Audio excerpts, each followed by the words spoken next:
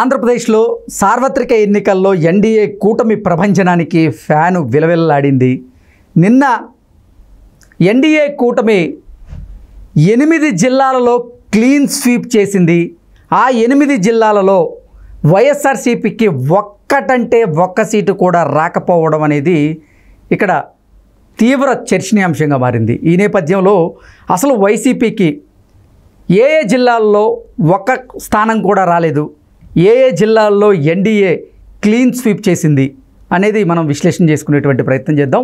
ప్రస్తుతం మనతో పాటు ఉన్నారు ప్రముఖ రాజకీయ విశ్లేషకులు, ప్రముఖ సీనియర్ జర్నలిస్ట్ దుర్గావడ్లమణి గారు. వారితో మాట్లాడదాం.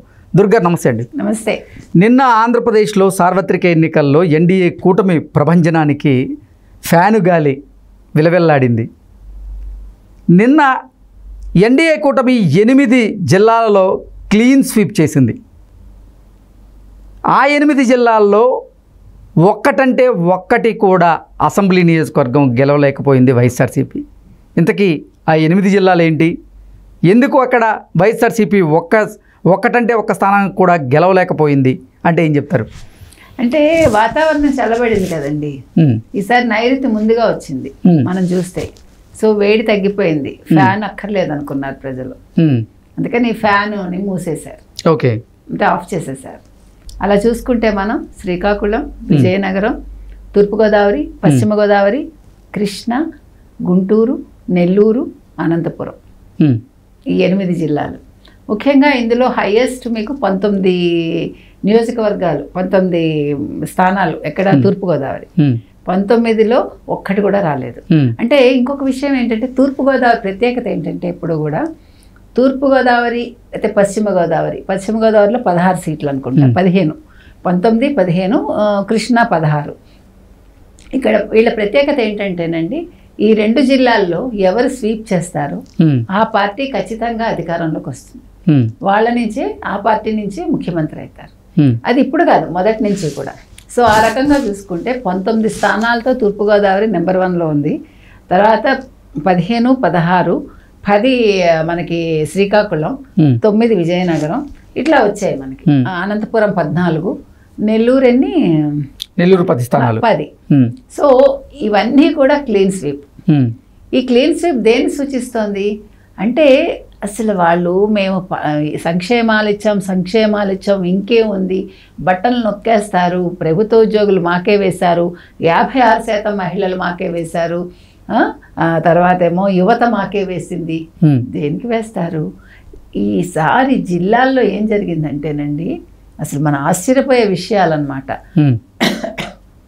ముస్లిమ్స్ కావచ్చు, క్రిస్టియన్స్ కావచ్చు, బీసీలు కావచ్చు, ఎస్సీలు కావచ్చు, ఎస్టీలు కావచ్చు, మీరు ఎవరిని తీసుకోండి, ఏ వర్గాన్ని తీసుకోండి, ఏ క్లాస్ తీసుకోండి, అంటే ఐటీ ఉద్యోగులు కావచ్చు, మామూలుగా చదువుకున్న వాళ్ళు కావచ్చు, టీచర్స్ కావచ్చు, ఎవరిని తీసుకున్న వాళ్ళు నిశ్శబ్దంగా ఓటేసేసారు. ఎవరికి వేశారో చెప్పలేదు. అది చాలా ఈసారి అంటే ఎవరు ఊహించింది భలే జరిగిందండి అసలు ఆంధ్రాలో. అంటే ఆంధ్రప్రదేశ్ ప్రజలు ఎప్పుడు కూడా తెలివి తక్కువ వాళ్ళేమో అనుకుంటారు బయట వాళ్ళు, కానీ మేము తెలివైన వాళ్ళం అని ప్రతిసారి రుజువు చేస్తున్నారు వాళ్ళు. కాబట్టి తెలంగాణ వాళ్ళు ఏమనుకుంటున్నారంటే మేము చాలా తెలివైన వాళ్ళం, ఆంధ్ర వాళ్ళు తెలివి తక్కువ వాళ్ళని. కానీ కాదు, ఎవరి తెలివి వాళ్ళదే. అయితే ఆ సిచ్యువేషన్ బట్టి నిర్ణయాలు అనేది ప్రజలు సరిగా తీసుకోవాలి. ఆ నిర్ణయాలు సరిగ్గా తీసుకోవటంలో ఆంధ్రప్రదేశ్ ప్రజలు, ఓటర్లు ముందుంటారు. కాబట్టి వాళ్ళు ఇప్పుడు మీకు తెలుసు అనంతబాబు ఏం చేశాడో, ఎస్సీ డ్రైవర్ని చంపేసి డోర్ డెలివరీ చేశాడు. తర్వాత మన డాక్టర్ ఆయన ఎవరు, వైజాగ్ డాక్టర్, ఆయన్ని పాపం ఎంత ఇబ్బంది పెట్టారు. ఇంత చేసి ఆయన ఏమన్నాడు, కరోనా టైంలో మాకు మాస్కులు ఇవ్వలేదన్నారు. అది గట్టిగా ప్రశ్నించేసరికి అతన్ని కొట్టి, అతన్ని దారుణంగా అసలు బట్టలు లేకుండా రోడ్డు మీద తీసుకెళ్ళి పిచ్చాసుపత్రిలో పడేసి, అంటే ఆయన ఒక సైకలాజికల్గా అతన్ని చాలా హింసించి ఆఖరికి ఆయన గుండెపోటు వచ్చి మరణించాడు. ఇట్లా ఇంకా మీకు అసలు దళితుల అట్రాసిటీస్, దళితుల మీద మనకు తెలియనివి ఎన్నున్నాయో. తర్వాత పవన్ కళ్యాణ్ గారు చెప్పారు, యువతులు మాయమైపోతున్నారు, మహిళలు మాయమైపోతున్నారు అంటే ఆయన మీద ఎగిరారు.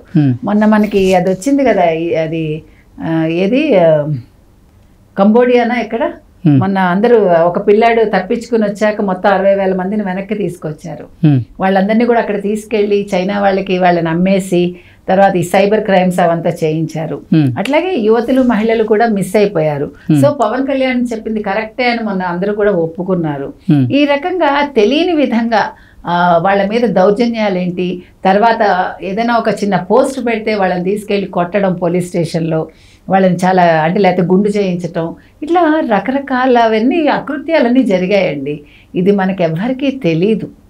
ఈ తెలియని ఇదిలో ఇప్పుడు ఏమైందంటే ఏ జిల్లాకు ఆ జిల్లా వాళ్ళు ఆలోచించుకున్నారు. ఏంటి ఈ జగన్మోహన్ రెడ్డి ప్రభుత్వం ఏం చేస్తోంది, ఈ మంత్రులు ఏం చేస్తున్నారు, అసలు మంత్రులు ముఖ్యంగా మనం మాచర్లో చూసాం. అక్కడ తెలుగుదేశం వాళ్ళని ఎంతలా ఊర్లు ఖాళీ చేసి వెళ్ళిపోయారా. మన ఇక్కడెక్కడ పులివెందుల్లో అతన్ని ఎవరిని ఒక అతన్ని ఈ తెలుగుదేశం అతన్ని తీసుకెళ్ళటం, కొట్టడం, తీసుకురావటం, అతను మొండిగా నేను తెలుగుదేశంలోనే ఉంటాను అనడం, ఇట్లా మనకి తెలిసి తెలియని కూడా చాలా ఉన్నాయండి. ఇవన్నీ కూడా ప్రజల్లో ఒక భయభ్రాంతులకు గురయ్యారు వాళ్ళు.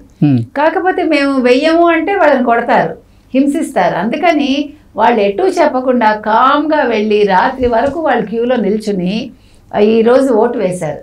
అందుకని నన్ను జగన్మోహన్ రెడ్డి ఎందుకు వేయలేదు అన్నాడు తప్ప నాకు ఎన్నికలు సరిగా జరగలేదని నాకేమీ లేదు, సజావుగానే జరిగాయి అన్నాడు ఆయన. అంటే రీపోలింగ్ కావాలి లేకపోతే ఇంత గంపగొత్తగా ఎలా ఓట్లు పడ్డాయి వీటి మీద ఏం కమెంట్ చేయలేదు ఆయన.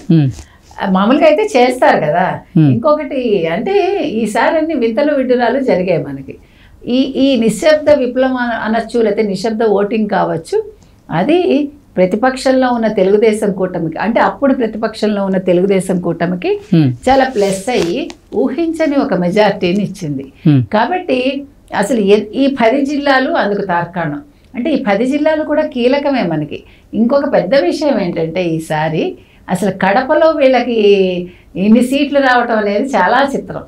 నేను 5 వస్తాయంటేనే చాలా మంది నవ్వారు, 7 వచ్చాయి. అవునా కదా.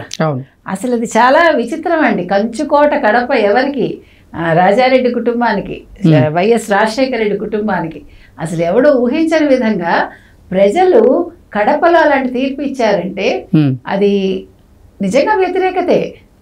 ఇప్పుడు వైఎస్ జగన్మోహన్ రెడ్డి మీద ఉన్న వ్యతిరేకత అది, వైఎస్ అవినాష్ రెడ్డి మీద ఉన్న వ్యతిరేకత అది, అది మనం అందులో మనకు సందేహం లేదు. ఇంకొక ముఖ్యమైన విషయం ఏంటంటే మరి వైఎస్ అవినాష్ రెడ్డి మీద వ్యతిరేకత ఉంటే ఆయన అక్కడ ఎంపీగా గెలిచారు కదా. గెలిచాడు, అదే చెప్తున్నా. గెలవడం కూడా ఆశ్చర్యం. ఎందుకంటే అక్కడ 2 విషయాలండి. అసలు యాక్చువల్గా వైఎస్ అవినాష్ రెడ్డి ఓడిపోతాడని మనందరం అనుకున్నాం. దానికి రీజన్ ఏంటంటే షర్మిల గెలుస్తుందని. కానీ అసలు తెలుగుదేశం గెలుస్తుందని మనందరం భావించాం. మీకు గుర్తుంటే వీళ్ళిద్దరూ కాదు, తెలుగుదేశం గెలుస్తుందని. ఇప్పుడు షర్మిల అన్నాడు నిల్చోకపోతే ఆ ఓటింగ్ తెలుగుదేశానికి వెళ్ళేది. ఖచ్చితంగా తెలుగుదేశం అభ్యర్థి గెలిచేవాడు. కాకపోతే ఎప్పుడైతే షర్మిల ఓట్లు చీల్చారో అవినాష్ రెడ్డి గెలుపుకు కారణమైంది. వాళ్ళు ఇష్టపడి వేశారా ఇష్టపడి వేయలేదా పక్కన పెడితే అవినాష్ రెడ్డి గెలుపుకి పరోక్షంగా షర్మిల కారణమైంది. అంతే కదా. సో అయినా కూడా అతని మీద వ్యతిరేకత ఎందుకు ఉండదండి. ఒక హంతకుడికి అతను అంటే హంతకుడా కాదా పక్కన పెడితే అతను ఒక దోషి అంతే, అదొకటి. ఇంకొక పెద్ద విషయం ఏం జరిగిందంటే ఈ ల్యాండ్ టైటిలింగ్ యాక్ట్ అనేది ప్రజల మీద కొంచెం కొద్దో గొప్ప ప్రభావం చూపించింది. ముఖ్యంగా మనకి వాళ్ళు పులివెందుల్లోనే భారతీ రెడ్డిని నిల్చోబెట్టి ఆయన ఎవడు భాస్కర్ రెడ్డి అనే వ్యక్తి అడిగాడు కదా మా పట్టాదారు పాస్ పుస్తకాల మీద జగన్మోహన్ రెడ్డి ఫోటో ఏంటని. సో మనకి ఇది కూడా ఒక తార్కాణం. అంటే వీళ్ళందరూ ఎందుకు గంపగొత్తగా వేశారు అంటే ఇప్పుడు యువతకి ఉద్యోగం లేదండి. ఆయన ఏం చెప్పాడు, మెగా డిఎస్సి ఇస్తా అన్నాడు, మినీ డిఎస్సి ఏదో ఇచ్చినట్టున్నాడు ఎవరు జగన్మోహన్ రెడ్డి. ఉద్యోగ కల్పన అన్నాడు, ఏమిచ్చాడు, వాలంటీర్లకి 5,000 ఉద్యోగం ఇచ్చి 2.5 లక్షల మందిని పెట్టినట్టున్నాడు. అది ఉద్యోగం అండి.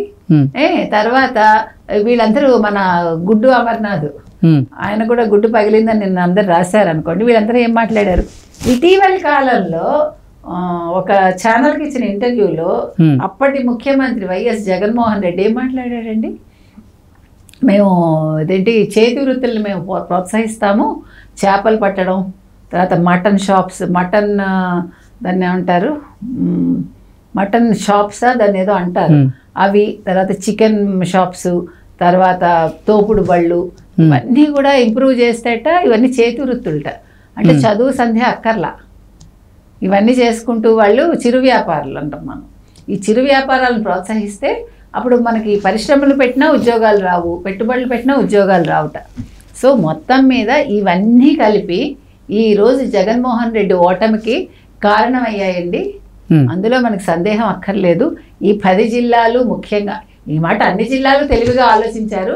కొన్ని చోట్ల ఏంటంటే కొద్దిగా ఉంటుంది కదా అభిమానం, ఎంత కాదన్నా వైసీపీ మీద అభిమానం పూర్తిగా తుడిచిపెట్టుకుపోదు కాబట్టి ఆ 11 సీట్లు వచ్చాయి. ఓటింగ్ శాతం కూడా చాలా తగ్గింది.